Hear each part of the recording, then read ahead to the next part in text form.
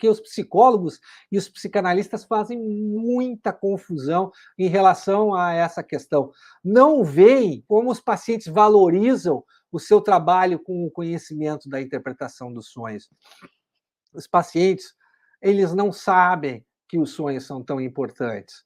E quando você mostra isso para os pacientes, convida eles a trazerem os sonhos na sessão, a falarem sobre os próprios sonhos e faz eles se darem conta do que os sonhos deles estão querendo dizer, os pacientes ficam surpresos, ficam espantados com o que os sonhos deles estão mostrando para eles.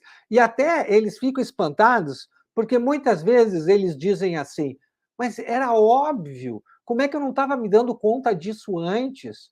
Porque muitos sonhos, até a maneira como eles contam os sonhos, tem relação direta com aquilo que eles estão falando na sessão. Não fica complicado para a gente descobrir qual é a relação que o sonho tem com o que o paciente está falando. Porque, por exemplo, tem muita relevância clínica os pesadelos em pacientes com depressão, com transtorno depressivo maior.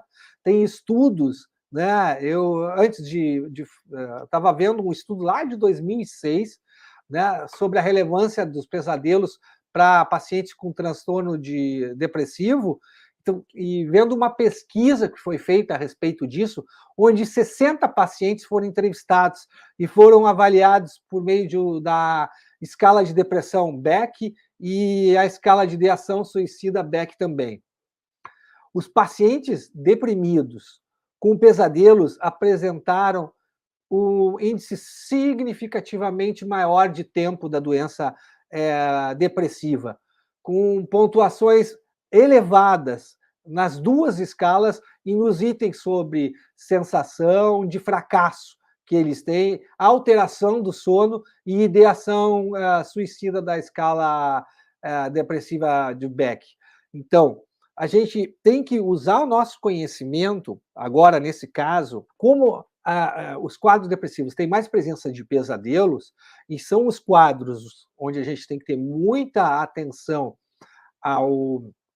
às tentativas de suicídio, é importante a gente estar muito atento aos pesadelos do paciente para ver se há um aumento desses pesadelos, de uma frequência e intensidade, a gente tem que estar mais alerta, porque provavelmente o paciente pode estar mais pressionado e pode estar mais presente em ideias suicidas, e o paciente pode correr mais risco de efetivamente tentar algo contra a própria vida, porque a presença de pesadelos foi relacionada com a gravidade do quadro depressivo nesse estudo. E a presença da ideação suicida foi significativamente marcante nos quadros onde existia mais pesadelo. Então, veja bem, a gente dominando esse conhecimento, sendo especialista nesse conhecimento, a gente sai na frente, a gente pode prevenir uma piora no quadro do paciente, a gente pode saber quando é que a gente tem que intervir de um modo mais cuidadoso, mais continente para evitar que uma tragédia possa acontecer, porque nesse estudo a prevalência de pesadelo em pacientes com depressão foi muito elevada. A tal presença parece estar relacionada à gravidade do quadro e à pontuação mais elevada nas escalas de avaliação, justamente do suicídio, né? Isso sugere que uma investigação mais cuidadosa sobre a presença de pesadelos apresenta uma relevância clínica fundamental para a gente que trabalha com esse tipo de paciente, né? Avaliando tanto a ideação suicida como a gravidade do quadro. E quando eu comecei a prestar atenção nesses elementos diagnósticos que os sonhos traziam para os quadros clínicos do paciente, ficou muito mais fácil para mim identificar o modo como eu ia manejar os quadros clínicos, que tipo de técnica eu ia utilizar, que tipo de postura terapêutica eu ia atuar com os pacientes, para fazer com que eles modificassem isso. Aí você pode dizer assim para mim, tá, mas meus pacientes não sonham, Leonardo. Bom, teus pacientes não sonham, não é que teus pacientes não sonham, não.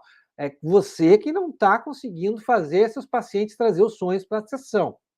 Se você tem um método para seguir, o método do psicanalista contemporâneo de sucesso, que ensina como você faz o paciente trazer os sonhos para a sessão e depois como trabalhar com eficácia o paciente que traz os sonhos para a sessão, você vai conseguir, sim, trabalhar com os pacientes na sessão. Você viu que eu acabei de dar 2 exemplos, os pacientes que tomam antidepressivos, que têm aumento dos seus sonhos, e os pacientes propriamente deprimidos, que têm um aumento dos seus pesadelos, né, que pode ser indicativo a respeito da piora do quadro, de uma presença de uma ideação suicida, que você tem que estar alerta na hora de trabalhar com o paciente.